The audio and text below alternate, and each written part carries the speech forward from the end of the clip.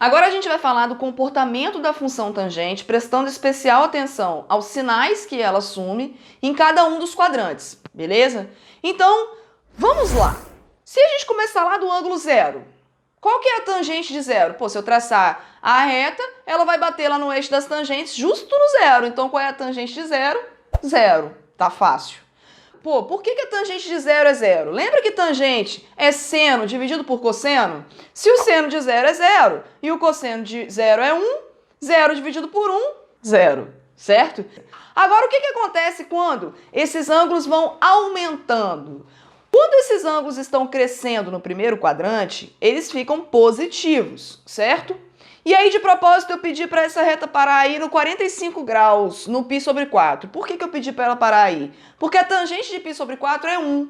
Por que a tangente de π sobre 4 é 1? Porque o seno e o cosseno de π sobre 4 são raiz de 2 sobre 2, são iguais. Quando eu divido um número por ele mesmo, dá 1, não é? Então, raiz de 2 sobre 2 dividido por raiz de 2 sobre 2 tem que dar 1.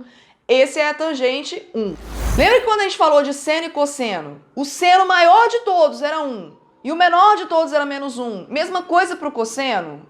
Agora não vai acontecer isso. Porque você já se ligou que eu estou ali parada no 45, mas quando o ângulo continuar abrindo, a reta vai ficar, o segmento ali da tangente vai ficar maior, certo? Então essa tangente vai agora crescer loucamente, vai ficar assumir valores tão grandes quanto você queira, tá? Então segue tangente, segue ângulo abrindo e a tangente aumentando. É claro, eu já sabia que as tangentes no primeiro quadrante eram positivas. Por quê? Porque no primeiro quadrante seno é positivo e cosseno é positivo. Quando eu divido um número positivo por um positivo, o resultado é positivo, ok? Agora, quando ela chega no 90 graus, aí a coisa fica estranha. Por que agora a coisa ficou estranha? Percebe que ali ficou tangente igual interrogação? Por que ficou uma interrogação ali? Porque essa tangente não existe. Como assim, professor? Como assim não existe?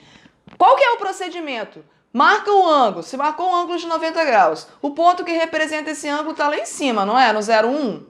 Se você traçar essa reta, onde é que ela vai encontrar o eixo das tangentes?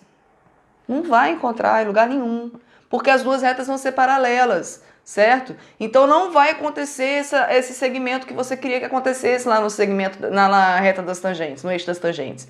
Então, a tangente de 90, a tangente de π sobre 2, não existe. E eu já sabia que ela não existia. Por quê?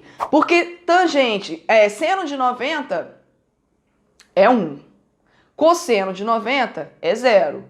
Tangente é seno dividido por cosseno. Quanto é que dá 1 dividido por 0? Não dá, certo? Primeiro mandamento da matemática, jamais dividireis por 0. Isso é uma operação que não está definida na matemática, não dá para fazer, não existe divisão por 0. Então, claro que não vai existir a tangente de 90, porque se ela existisse, ela seria 1 dividido por 0, beleza? Então, não existe tangente de 90, segue. Agora estamos no segundo quadrante. No segundo quadrante, as tangentes são negativas, porque elas vão bater lá embaixo na reta das tangentes.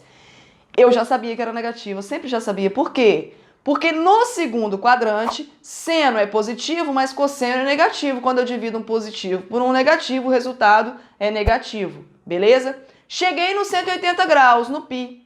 O que vai acontecer agora? A tangente vai ser 0, porque ela vai bater de novo lá no 0, no eixo das tangentes. Mas é claro que a tangente do 180 ia ser 0. O seno de 180 é 0, o cosseno é menos 1. Quanto que é 0 dividido por menos 1? 0. Fácil. Segue para o terceiro quadrante, agora volta a ficar positivo, volta a subir, certo?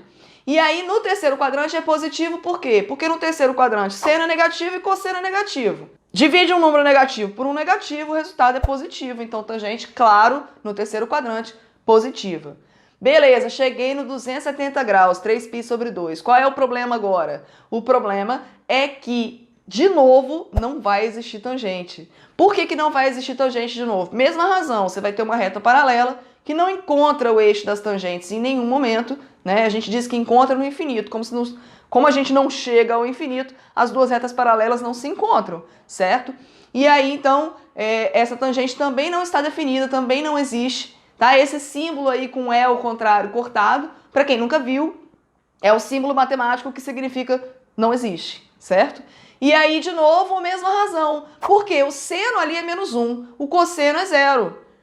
Se o seno é menos 1 e o cosseno é 0, eu teria que fazer a tangente fazendo menos 1 dividido por 0. Pode dividir por 0? Não pode, não tem tangente. Continuando para o quarto quadrante, já está óbvio para todo mundo. Vamos ter agora tangentes negativas. No quarto quadrante, o cosseno é positivo e o seno é negativo. Positivo dividido por negativo, negativo. Beleza? E aí, claro, chegamos de volta no 360 graus, no 2π. O que vai acontecer aqui? Nada surpreendente, porque vai ficar igual ao zero, né? Se o 360 e o zero são representados pelo mesmo ponto, eles têm mesmo seno, mesmo cosseno e mesma tangente. A tangente do 360, então, vai ser zero. E é isso, valeu!